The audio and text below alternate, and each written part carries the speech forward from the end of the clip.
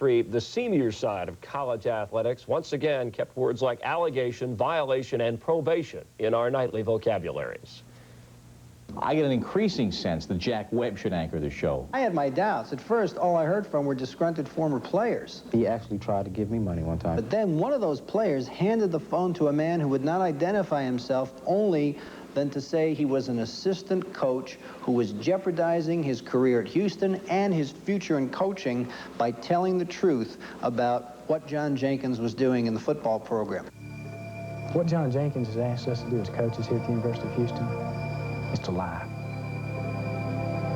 Many have accused John Jenkins of running up the score. Now, Jenkins and his University of Houston football program are being hit by charges much more unsettling. We talked about how to get around getting caught, how to keep from getting caught. We talked about actually breaking the rules. ESPN obtained this document, which states that all 24 players who entered the university in 1987 graduated. I haven't graduated, so I know that's not true, you know. And I know at least 5 others that didn't graduate as well. 4 days later, after it was mutually agreed that Jenkins would talk with us, we met him on campus. But Jenkins moved to change the rules. Until we receive a list of accusations by ESPN, myself or any other member of the university would not be available for any comment. Jenkins himself recently confirmed that he inserted video clips of bare-breasted women into game films shown to his football team. There was a woman, she was gyrating, doing things with her clothes off. At least 3 former Houston football players allegedly have received death threats amid the swirl of allegations against Jenkins. And Staggs himself recently received this voicemail message from one of his colleagues. All I want you to know is you are a yellow-backed, spineless human being. I'm going to tell you what, young man, you mess with me and my family when you mess with Coach Jenkins. Any act of intimidation by any member of our coaching staff. To see people make mistakes.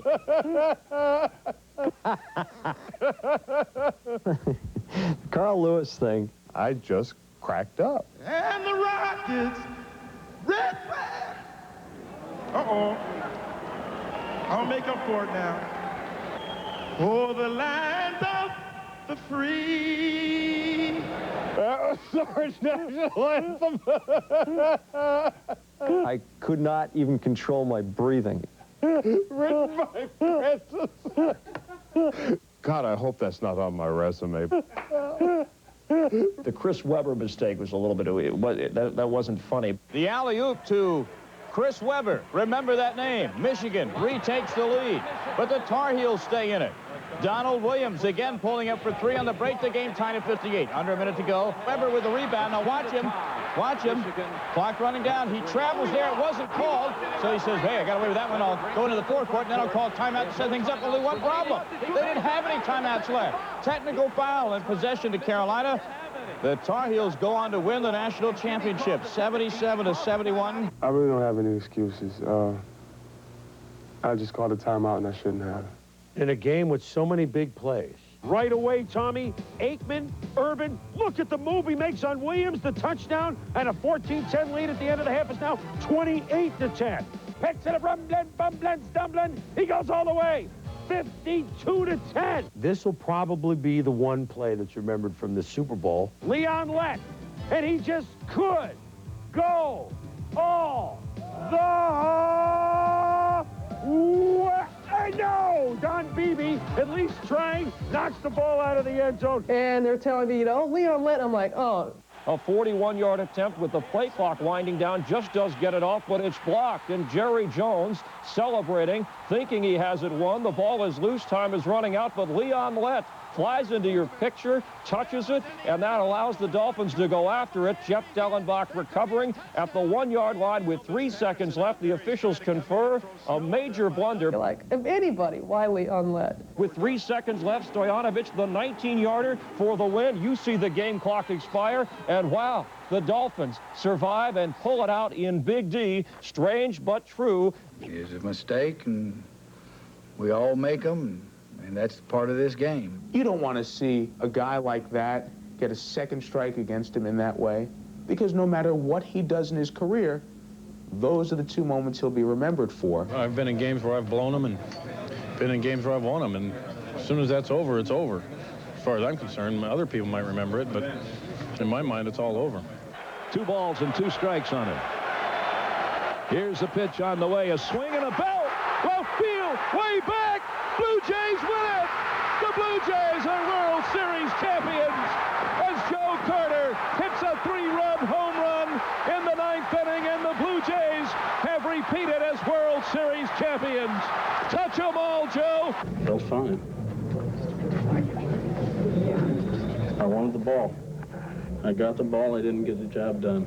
Conacher puts a rebound past Roy, and the Kings lead it 2-1. Pat Conacher, journeyman. Then the turning point. Kerry Frazier said that Marty McSorley was using an illegally curved stick.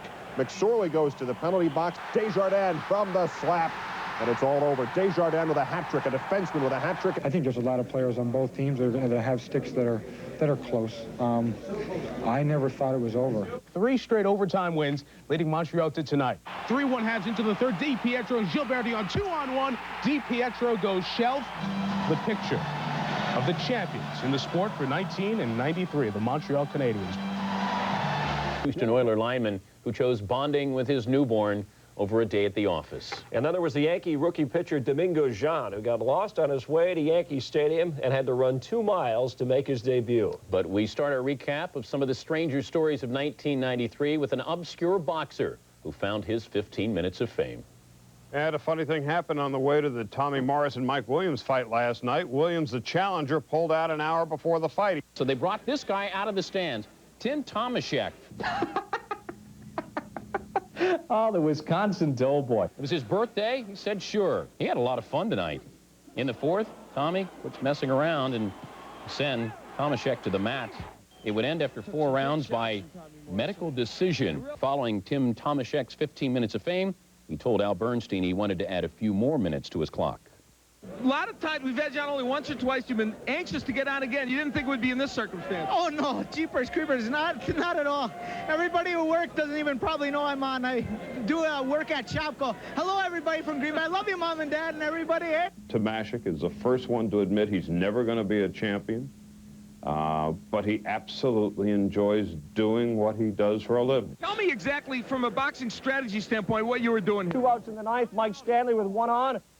Is the game over? No, because of that guy, a fan on the field. Timeout was called before the play. So Mike Stanley gets another chance. This time he delivers. And Greg Harris is weakening. He walks Deion James to load the bases, and up comes Buck. Who's coming up? It's the guy you want, Don Mattingly. 4 for 7 with the bases loaded this year, and make that 5 for 8 as he rips one to right. Pinch runners, Gerald Williams, Andy Stankiewicz don't score. So the fan saves the Yankees. The Red Sox go from a 3-1 win to a 4-3 loss. 93, a year deserving of a wow, I'd say, Dan. Every day seems to bring us another story of interest. Starting to get a tear in my eye. 1994 SportsCenter will continue with its unique coverage of the sports world. And as we say goodbye, we leave you with some of those memorable and unusual plays that made this year so unique. For Chris Myers, I'm Dan Patrick. Thanks for joining us. Jackson. He got it. Lockett with the catch. Wow, what a catch.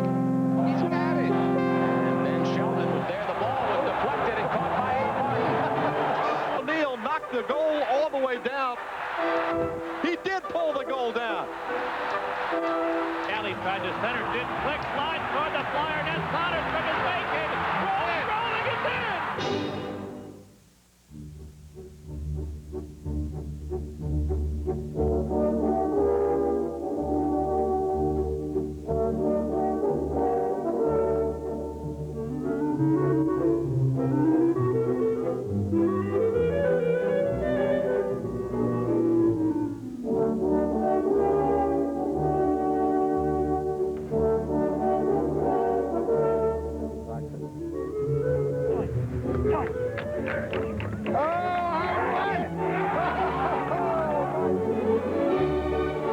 Look out. Look out. Sets up Campbell. Look out. Look it out. It is off his head. Here's Cecil Fielder, the tying run. There it goes!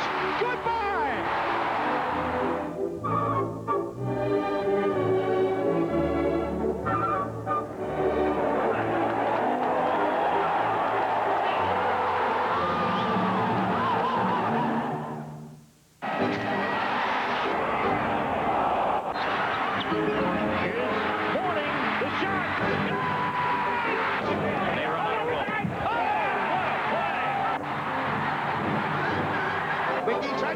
Oh, my God. Reaching over and falling in.